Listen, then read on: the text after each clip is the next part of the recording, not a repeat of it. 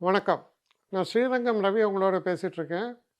இது செப்டம்பர் மாதத்திற்கான மாத பலன்கள். கடந்த முறையே நான் சொன்ன மாதிரி, எப்போ இந்த ராசியில் இரு பகுதிகளாக பேசுகிறேன். ஏன்னா சூரியனை பார்த்தீங்கன்னா 17ஆம் தேதி கன்னி ராசிக்குள்ளே போகிறார். இப்போ சிம்மத்தில் இருக்கார்.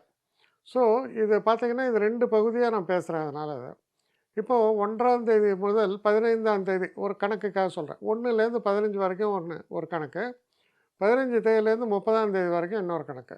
மகர ராசி. மகர ராசி நேயர்களை பொறுத்த வரைக்கும் பாருங்கள், உங்கள் ராசிநாதனானவர் யார்? சனி. சனி எங்கே இருக்கார்? 2ஆம் வீட்டில் இருக்கிறார். அப்போது சனி 2ஆம் வீட்டில் இருக்கும்போது உண்மையைத்தான் பேசுவீங்க. ஆனால் அதுவே இன்றைக்கி சத்ருவாயிடுது. அப்போது உண்மையை பற்றி சொல்லும்போது 2 விஷயமாக சொல்லப்பட்டிருக்கு. நான் சொல்லக்கூடிய உண்மையால் பெரிய பாதிப்பு ஏற்படும் என்ற பட்சத்தில் அந்த உண்மையை சொல்லாமல் இருப்பதே நல்லதுன்னு திருவள்ளுவரே சொல்கிறார். அப்போது நம்ம பேசும்போது இங்கிதம் தெரிந்து பேச வேண்டும். உண்மையை பேசுங்க, தப்பே கிடையாது. ஆனால் இங்கிதம் தெரிஞ்சு பேசுங்க. இது ஒரு உண்மையை நான் சொல்கிறதுனால ஒரு 100 பேருக்கு பாதிப்பு அப்படின்னா அந்த உண்மையை சொல்லாமல் இருக்கலாம். ஆனால் அதே நேரத்தில் ஒரு உண்மையை சொல்வதால் பல பேருக்கு நன்மைகள், பல விஷயங்கள் கிளாரிஃபை ஆகுது, அதுவும் நடக்கிறது. அப்போ அந்த உண்மையை சொல்லலாம். ஸோ இது உங்கள் டிஸ்கிரிப்ஷனில் இருக்குது. ஃபைனான்ஸை பொறுத்த வரைக்கும் நல்ல ஃபினான்ஷியலில் பெட்டர்மெண்ட் ஆகிட்டே வரும். 5ஆம் இடத்தில் இருக்கக்கூடிய குரு புகழ், பெருமை எல்லாத்தையும் தருவார். உங்களை பற்றி தவறாக நினச்சவங்க, உங்களை பற்றி உங்களை தாழ்வாக நினச்சவங்க, உங்களை குறைச்சி மதிப்பிட்டவங்க, இவங்கெல்லாம் வருத்தப்படக்கூடிய அளவில் உங்கள் உயர்வுகள் ஏற்படுறது.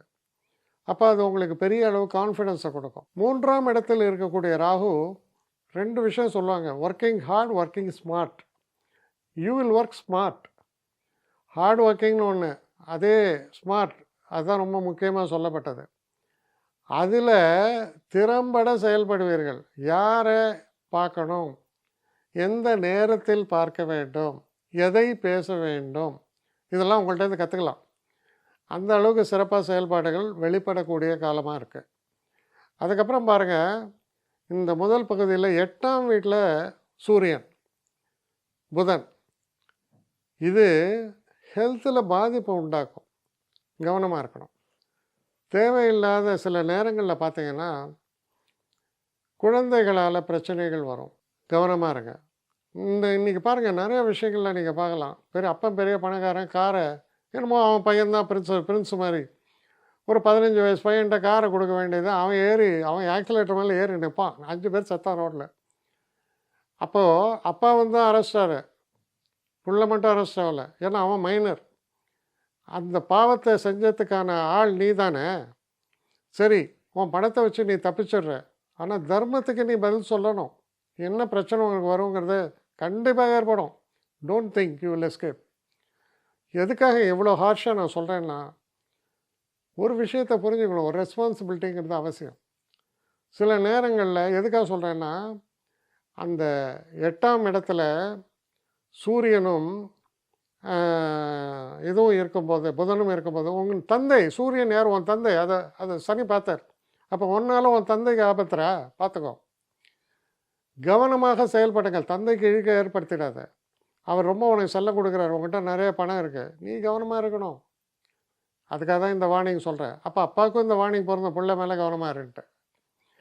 அதே போல் முக்கியமான ஒரு விஷயம், நான் 2ஆம் பகுதியில் பரவாயில்ல, சூரியன் 9ஆம் இடத்துக்கு போகிறார், புதனும் 9ஆம் இடத்துக்கு போகிறார், சுக்கிரன் 10ஆம் இடத்துக்கு வருகிறார். 10ஆம் இடத்துக்கு சுக்கிரன் வரும்போது வேலை கிடைக்காதவனுக்கு கூட வேலை கிடைக்கும், அருமையான வேலை கிடைக்கும். சில நேரங்களில் உங்களுக்கு நிறைய ஆம்பிஷன் இருக்கலாம். நான் திரைப்படத்துறையில் வரணும், இல்லை நான் பெரிய ஃபோட்டோகிராஃபியில் வரணும், இந்த மாதிரி கலை சம்மந்தப்பட்ட உணர்வுகள். அப்போ அந்த கலை சம்மந்தப்பட்ட உணர்வுகளுக்கு மதிப்பு தரக்கூடிய காலம். அதே போல் இப்போ படிக்கக்கூடிய படிப்பில் எனக்கு ஐஐடி கிடைக்கணும், இந்த மாதிரிலாம் பெரிய ஆம்பிஷன் இருக்கலாம், கிடைக்கும். ஏன்னா 9ஆம் இடத்துல பாருங்கள், புதன் உச்சம், அது கூட சூரியன், அருமையான ஒரு காலம், வெற்றியை தரக்கூடிய ஒரு காலம். அப்போ நிறைய விஷயங்கள் உங்களுக்கு ஃபேவரபுளாக மாறக்கூடிய இடம் 4th வீக்கில். அதே நேரத்தில் 2ஆம் இடத்தில் சனி இருக்கும்போது 7.5 சனியோட மிச்ச காலம் அடுத்த ஏப்ரல் வரைக்கும் இருக்குது.